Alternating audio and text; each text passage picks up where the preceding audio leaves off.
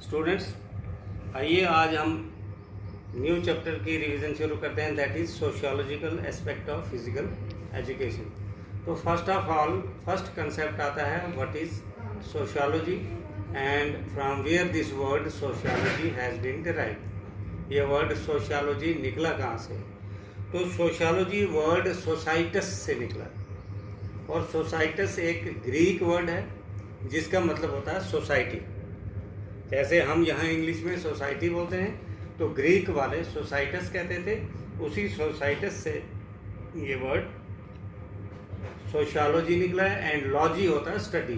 So the first definition of sociology is it is the study of society.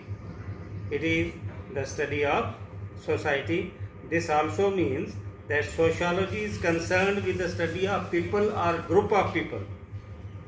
Society जब भी हम कहते हैं तो सोसाइटी का मतलब है ग्रुप ऑफ पीपल। एक घर को भी हम एक सोसाइटी बोल सकते हैं, एक महल्ले को भी हम एक सोसाइटी बोल सकते हैं, एक वार्ड को भी हम सोसाइटी, एक टाउन को या स्टेट को या कंट्री को या वर्ल्ड एवं सारे। वहाँ उस ग्रुप में जो लोग हैं उनका बिहेवियर कैसा है, वो कैसे रह रहे हैं, वो उनका रहन सहन का ढंग क्या है, उसकी स्टडी को हम सोशियोलॉजी कहते हैं। अब डिफरेंट राइटर्स ने बहुत बढ़िया बढ़िया इसकी जो है डेफिनेशन दी हैं।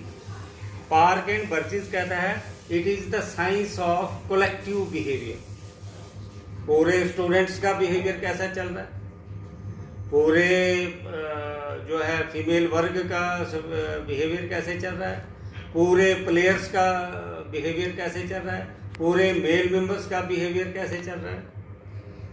अरिस्टोटल कहते हैं कि it is the process of acquiring social values for the survival of culture. अपने कल्चर को जिंदा रखने के लिए जो वैल्यूज हम अपने आप में पैदा करते हैं उसको सोशियोलॉजी कहते हैं। अब कल्चर क्या है? जो हमारे पूर्वज किया करते थे। जैसे इंडोनेशिया प्योर मुस्लिम कंट्री है, लेकिन इंडोनेशिया में रामलीला होती है। इंडोनेशिया में मुस्लिम लोग रामलीला करते हैं।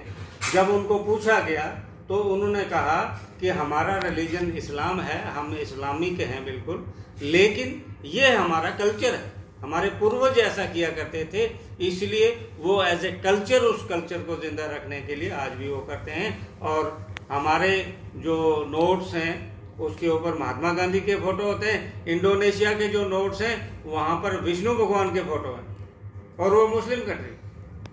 अब रीज़न क्या है? उसके पीछे उनका कल्चर है। तो ये कहते हैं कि हम क्या क्या वैल्यूज अपने आप में लाते हैं उसको हम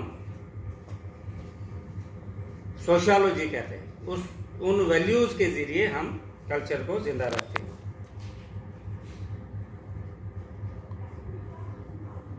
sociology is a science that we deals with the social groups या that deals with society.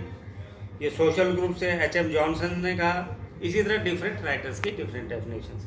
Now what is the importance of sociology in physical education?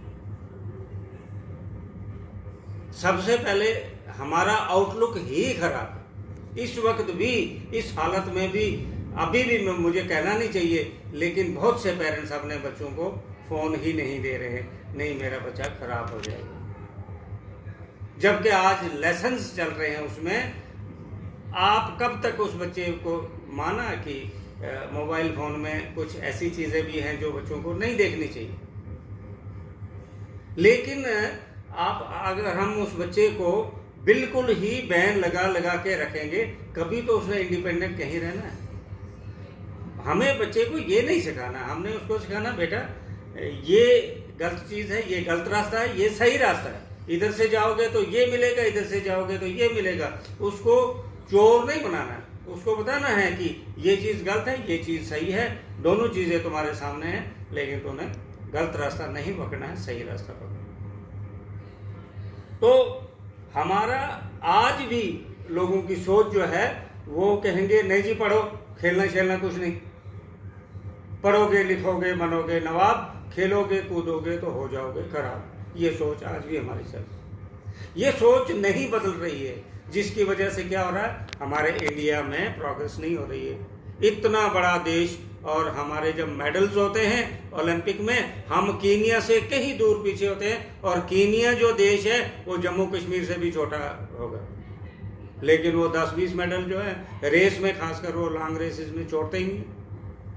Reason क्या है? रीज़न ये है कि हम लोगों का जो खेल कूद स्पोर्ट्स के प्रति जो हमारा बिहेवियर है, वो सोच ही नहीं हमारी बदली।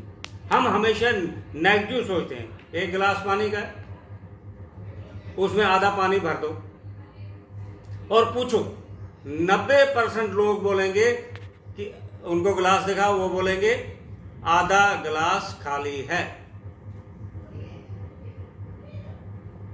10% ही लोग ऐसे होंगे जो बोलेंगे आधा गिलास पानी भरा हुआ है।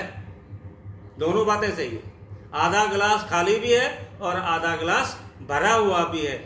जिसकी नजर ही खाली की तरफ जा रही है, इसका मतलब उसकी नेगेटिव साइड में सोच जा रही है। क्या उसको पानी नहीं दिख रहा है? खाली अगर दिख गया उसको, तो पानी भी दिखना चाहिए। तो हमारी आउटलुक तब बदलेगी जब हमारी सोशियोलॉजी होगी। तो ये इसका पहला फायदा है। दूसरा, leadership qualities, how to lead the group of people, how to lead in all walks of life. Leader सिर्फ पॉलिटिक्स में नहीं होते, क्लास का मॉनिटर भी एक लीडर होता है, किसी ग्रुप सॉन्ग का एक हेड भी लीडर होता है। जो कहीं एक डांस सीख रहे हैं या आप डिबेटिंग कर रहे हैं, आपने वैल्यूएबल पॉइंट्स दिए और 4 लोग आपकी बात को एक्सेप्ट कर रहे हैं, यू आर लीडर। आप घर में कोई डिसीजन लेते हैं, आपकी बात मानी गई, जबरदस्ती नहीं बनानी है, तथ्य देकर, एविडेंसेस देके आपके पॉइंट्स में दम होना चाहिए। तो अगर आपकी बात को फॉलो करते हैं सभी लोग, it means you are leader. तो ये सोशियोलॉजी से लीडरशिप भी जो है ये पैदा होती है। दूसरा, बहुत सी प्रॉब्लम जो है वो खत्म हो जाती हैं, डिसिप्लिन पैदा होता है, हमारा आपस में कैसा बिहेवियर होना चाहिए, कैप्टन का क्या रोल है, कैप्टन को कैसे रेस्पेक्ट देनी है, सीनियर्स को कैसे रेस्पेक्ट देनी है, जूनियर्स को कैसे रेस्पेक्ट देनी है, ये सोशियोलॉजी ही सिखाती है। दूसरा, कॉपरेशन पैदा होती है, और हम रंग भेद, नस्ल भेद, प्रांत, ये इस चक्कर में नहीं पड़ते हैं। ये कश्मीरी है, ये डोगरा है, ये पंजाबी है, ये हरियाणवी है, नहीं, ये भारतीय है। ये हिंदू है, ये मुसलमान है, ये गोरा है, ये काला है, ये लंबा है, ये छोटा है, ये पतली नाक वाला, ये मोटी नाक वाला, नहीं, ये इंडियन है, ये इंसान है, ये देशवासी है।